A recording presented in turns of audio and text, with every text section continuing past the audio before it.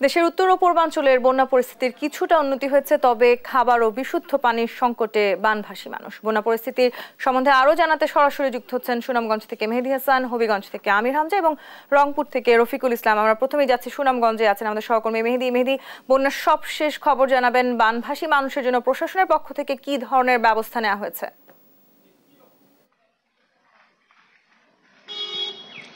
তো নিয়ে আমরা এর আগের খবরগুলোতে যেভাবে জানিয়েছিলাম যে সুনামগঞ্জের আবহাওয়া কিন্তু অনেকটাই ভালো, যার কারণে কিন্তু পানি কমছে। গত 24 ঘন্টায় প্রায় 16 সেন্টিমিটার পানি কমে সুরমা নদীর পানি বিপদসীমার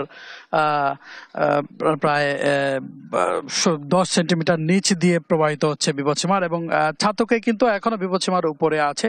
অর্থাৎ সুনামগঞ্জের যে নিম্নাঞ্চল আছে সেই নিম্নাঞ্চলগুলো কিন্তু এখনো প্লাবিত আছে। গ্রামীণ অনেক সড়ক প্লাবিত আছে। এখন তাহিরপুরের সাথে সুনামগঞ্জের সরাসরি সড়ক যোগাযোগ বিচ্ছিন্ন আছে। আপনাকে আশ্রয় কেন্দ্রের কথা যদি বলি, সেই আশ্রয় কেন্দ্রগুলোতে কিন্তু এখনো সরকারিভাবে কোনো ত্রাণ সহায়তা আসলে পৌঁছেনি, তারা অভিযোগ করছেন। এবং তবে একটি ব্যক্তি পর্যায়ে কিন্তু কিছু কিছু ত্রাণ বিতরণ করা হচ্ছে, কিন্তু সেই তার পরিমাণ কিন্তু খুবই অপ্রতুল্য। এবং তারা বলছেন যে সরকারিভাবে যদি ত্রাণ সহায়তা আরো বাড়ানো হয় বা সরকারিভাবে ত্রাণ সহায়তা সব জায়গায় পৌঁছে দেওয়া হয়, তাহলে হয়তো এই দুর্ভোগ অনেকটা লাঘব হবে।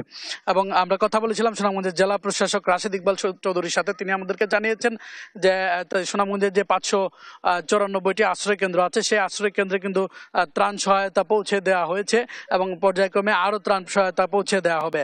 আমরা কথা বলেছিলাম সুনামগঞ্জের পানি উন্নয়ন বোর্ডের নির্বাহী প্রকৌশলী মামুন হলাদারের সাথে। তিনি আমাদেরকে জানিয়েছেন গত 24 ঘন্টায় সুনামগঞ্জে তেমন বৃষ্টিপাত হয়নি, মাত্র 10 মিলিমিটার বৃষ্টিপাত হয়েছে, যার ফলে সুনামগঞ্জের নদ নদীর পানি অনেকটাই কমেছে। রফিক, রংপুরে কি অবস্থা? বন্যায় আসলে কেমন আছে সেখানকার এলাকাবাসী এবং সেই সাথে প্রশাসনের পক্ষ থেকে কি ধরনের ব্যবস্থা নেওয়া হয়েছে?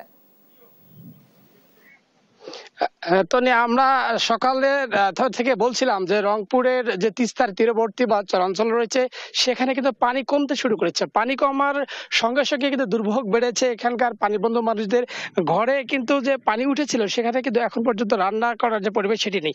একই সঙ্গে যে কৃষির ক্ষতি হয়েছে, আমরা দেখানোর চেষ্টা করছি যে এই যে আমরা একেবারে তিস্তার চরাঞ্চলে একটু রয়েছি, সেখানে যে এই হঠাৎ পানি বৃদ্ধির কারণে কৃষির ক্ষতি হচ্ছে, বিশেষ করে বাদামের।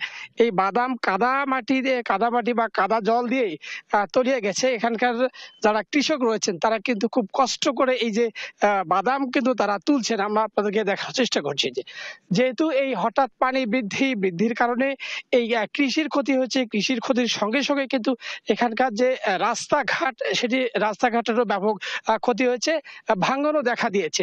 তো আমরা কি ধরনের ক্ষতি হলো এখানকার যারা কৃষক রয়েছেন আমরা তাদের কাছে জানতে চাই যে এই বন্যায় বা এই পানি বৃদ্ধিতে কি ধরনের ক্ষতি হলো আপনাদের। আসসালামু আলাইকুম। এই বন্যায় আমাদের জেলে প্রচুর ক্ষতি হয়ে গেছে কৃষকের ঘরে, এটা বলার শেষ করা না। এটা যে জায়গায় লাগেছে 2টা গ্রীষ্মের, সে জায়গায় মনে করেন যে 10-20টা গ্রীষ্মের লাগতেছে। এখন আর এখানে কি করব আর কি না করবো তার কোনো দিশাই পাইতেছি না কৃষকের ঘরে। মানে এই বাদাম, মাটির নিচে বাদাম থাকার কারণে বাদামের কোনো ক্ষতি হলো কিনা, দাম কমবে কিনা? বাদামের যে অবস্থা হয়েছে, বাদামের তো অবশ্যই দাম কমে যাবে। আর মনে করেন যে বাদাম মনে করেন যে উঠতে উঠতে খুঁজে বাইর করে এই কাদার মধ্যে থেকে, তাইলে মনে করেন যে খুবই সমস্যা হয়ে গেছে। তাতে কি দাম কম পাবেন? দাম তো অবশ্যই কম হবে। যে জায়গায় মনে করেন যে 3600 টাকা চলছে সে জায়গা থাকবে 2200, 2000 এরকম হবে। তনি, আপনি শুনছিলেন যে আমরা এখানকার যারা এই বন্যার পানি বা বৃষ্টির পানির কারণে যে কৃষকরা ক্ষতিগ্রস্ত হয়েছিল তাদের কথা আমরা শুনছিলাম। শুধু রংপুরই নয়, লালমনিরহাট এবং কুড়িগ্রামের কৃষকদের একই অবস্থা। আমরা এই মুহূর্তে কুড়িগ্রামের যারা সহকর্মী রয়েছেন তাদের সঙ্গে আমরা কথা বলেছি। সেখানকার রৌমারী, রাজীবপুর, কুড়িগ্রামের রাজারহাটের বিদ্যানন্দন এবং যাত্রাপুরে বেশ কয়েকটি অর্থাৎ 70টি চরের মতো নিম্নাঞ্চল সেখানে তলিয়ে আছে। একই সঙ্গে তিস্তার পানি কমলে কিন্তু গাইবান্ধার যে ব্রহ্মপুত্র সহ অন্যান্য নদ নদী, সেই নদ নদীর পানি বৃদ্ধি পাচ্ছে। একই সঙ্গে যে ভাঙ্গনের অবস্থা যদি আমরা বলি, যে রংপুর, গাইবান্ধা এবং কুড়িগ্রামের বেশ কয়েকটি এলাকায় ভাঙ্গন দেখা দিয়েছে। সেখানকার পানি উন্নয়ন বোর্ড কাজ করার কথা বলছে, কিন্তু তারা বলছে তাদের কাছে পর্যাপ্ত বরাদ্দ না থাকবার কারণে তাদের যে আপদকালীন বরাদ্দ, সেই বরাদ্দ দিয়ে তারা ভাঙ্গন ঠেকানোর চেষ্টা করছে। তো এখানকার যারা ভাঙ্গন কবলিত এলাকার মানুষজন রয়েছেন তারা বলছেন দ্রুত এই ভাঙ্গন রোধ করতে গেলে জিও ব্যাগ ফেলা প্রয়োজন। তারা সেটি তারা দাবি করেছেন। অর্থাৎ এই মানুষদেরকে পাশে দাঁড়ানো এখন সবচেয়ে বড় বিষয় হয়ে দাঁড়িয়েছে। হামজার সাথে যুক্ত হতে চাই, তিনি আছেন হবিগঞ্জে। হামজা, আশা করছি এখন আপনি আমাকে শুনতে পাচ্ছেন। হবিগঞ্জে এই মুহূর্তে বন্যা কেমন পরিস্থিতি আছে, কিংবা সেখানকার জনদুর্ভোগ কতখানি, প্রশাসনের পক্ষ থেকে কি ধরনের ব্যবস্থা নেওয়া হয়েছে? তন্নি, আসলে গতকাল থেকে আজকে কিন্তু বন্যা পরিস্থিতি কিছুটা অপরিবর্তিত রয়েছে। তবে প্রায় নবীগঞ্জ উপজেলার প্রায় 40,000 মানুষ কিন্তু এখন পর্যন্ত পানিবন্দী রয়েছেন। উপজেলাতে 8টি আশ্রয় কেন্দ্রে 297টি পরিবার আশ্রিত হয়েছেন। আমরা এখন আছি একটি আশ্রয় কেন্দ্রে, যেটি ইনাদগঞ্জ সরকারি প্রাথমিক বিদ্যালয় আশ্রয় কেন্দ্র। এখানে এসে আমরা যে যারা এখানে আশ্রয় নিয়েছেন তাদের সাথে যে কথা বলে যে বিষয়টি জানতে পেরেছি, আসলে শুধুমাত্র গত পরশুদিন স্থানীয় সংসদ এবং যে প্রশাসনের পক্ষ থেকে তাদেরকে 5 কেজি করে চাল বরাদ্দ দেওয়া হচ্ছিল, এবং এরপর থেকে আসলে তারা আর কোনো ধরনের কোনো সাহায্য সহযোগিতা পাচ্ছেন না কারো কাছ থেকে। এর আগে তারা কিন্তু এই আশ্রয় কেন্দ্রে 5 দিন যাবত অবস্থান করছেন, এবং এই যে শুধুমাত্র তাদের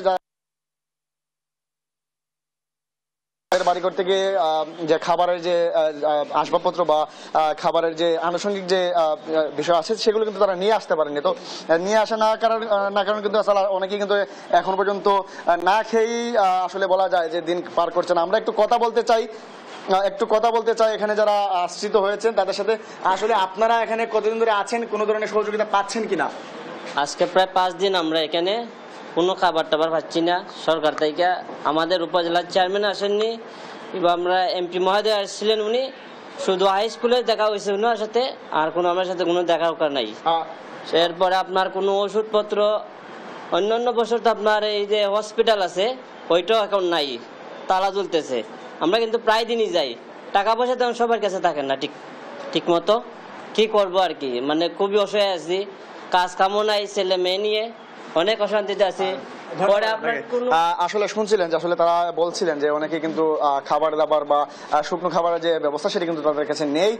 একটু জানাতে চাই আপনাকে তন্নি, আসলে আমি কথা বলেছিলাম কিছুক্ষণ আগে, জেলা প্রশাসন আমাকে জানিয়ে তাদের কাছে এখন পর্যন্ত যে চাল বরাদ্দ ছিল সেটি কিন্তু তারা বিতরণ করেছেন। আজকে তাদের কাছে কিছু শুকনো খাবার তারা বরাদ্দ পেয়েছেন, সেটি আজকে নবীগঞ্জ উপজেলার যে 8টি আশ্রয়কেন্দ্র রয়েছে তাদেরকে বিতরণ করা হবে। তো এই ছিল আমার কাছে নবীগঞ্জের বন্যা পরিস্থিতি সবশেষ। তন্নি, ধন্যবাদ হামজা আপনাকে। সেই সাথে দর্শক আপনাদেরকে জানাতে চাই, সুনামগঞ্জ, হবিগঞ্জ এবং রংপুর থেকে আমাদের সহকর্মীরা যুক্ত হয়েছিলেন, সার্বিক বন্যা পরিস্থিতি জানাচ্ছিলেন।